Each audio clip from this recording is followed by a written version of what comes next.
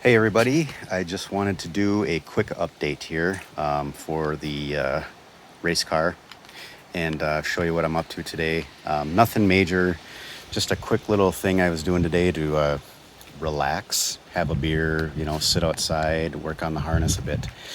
This is the engine harness for the LS motor that's going to be going into the race car. It came with the engine and transmission that I purchased used.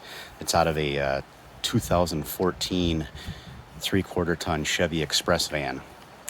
So it's really not that old, 6 years or so now. And but as I'll show you here, there's actually some issues that I found after I took off all of the wire loom and the tape and reflective tape for the really hot areas down by the exhaust. If you're wondering what all the zip ties are for, I did that as I took the loom off. I replaced all the areas where wires split off from the main harness. You use a zip tie so you can retain the correct path of where the wires are supposed to go. That way I can lay this back out over the engine and figure out which pigtails go to which areas, what injector, what are the injectors, what are the O2 sensors, what goes to the alternator, et cetera, et cetera. Some of them I know just by looking at it, but there's others I don't have any clue. Some of them are going to go away.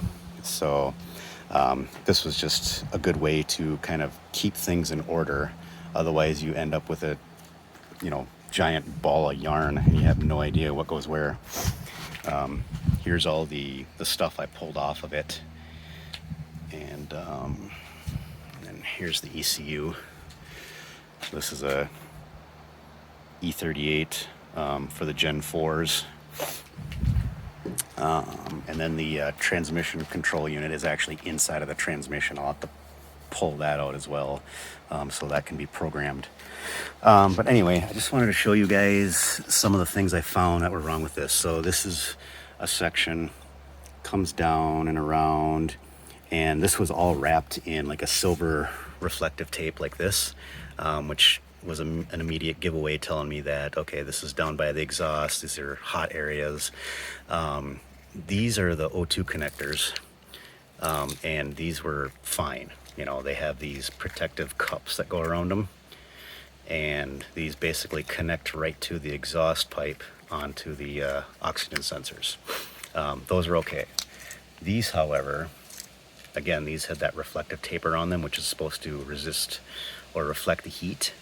They had the reflective tape, they had the plastic split loom, then they had the electrical tape as well. And these wires are just absolutely brittle.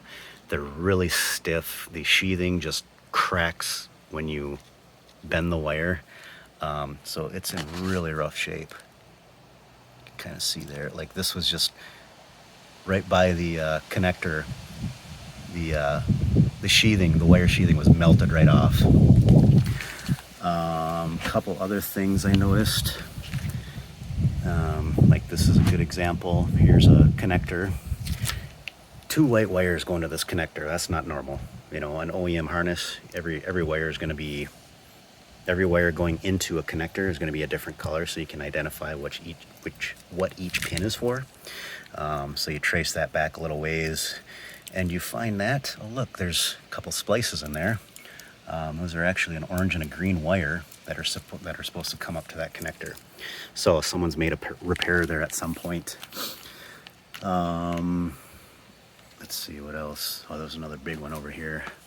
It looks, I think, I'm not positive, but I think this goes to like a fuse block, power distribution, something like that. They're pretty heavy gauge wires, but every single one of them got spliced in here. And then you come back and you've got, red, black, orange, blue, yellow. So those are power wires of some fashion, but at some point someone replaced them all with just solid gray wires. So there was an issue there at some point. And but otherwise the harness looks okay. It looks pretty decent. This section here, I'm not sure what these went to, but we got a bunch of cut wires here. I think the guy I bought it from said it went down to the transmission. So, but I've got all the wiring for the transmission is connected to the transmission still. And yeah, it's not a hot mess. It's got some issues, but it's not terrible. It's certainly easier doing this out on a bench versus doing it in the car. And but yeah, it's just something the whole reason I did this was to make sure there weren't any issues, and lo and behold, there were issues. So that's the reason I do all this. Something you're throwing in a race car, especially an endurance race car, you can't leave question marks hanging in the air like that. You got to make sure you've got all your I's dotted and T's crossed, and it's going to save yourself headache down the road. I mean, even if this was for a street car, I would do this just because you don't want this causing a fire in the vehicle, or, causing the vehicle to die on the side of the road somewhere. So it's just good insurance. It's just a good habit. Check stuff like that out if you're using a used harness, and I could buy a new one, but, then you're talking $700 to $1,200 for a new harness. And yeah, you've got a known good, supposedly, but you that much money out, you're going to save a ton of money doing this. So there's pros and cons both ways. But all right, well, thanks for watching, guys.